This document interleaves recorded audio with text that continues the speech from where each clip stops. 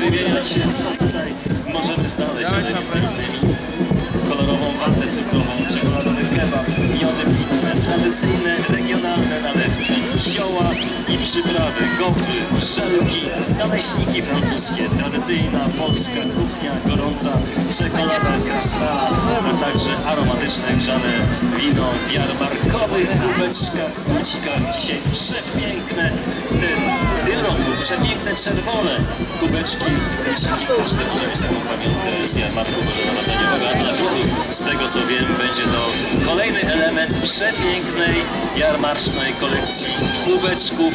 Niektórzy mają to szczęście, że są z nami od pierwszego jarmarku i oczywiście mają zupełnie pokaźną kolekcję właśnie takich kubeczków, które są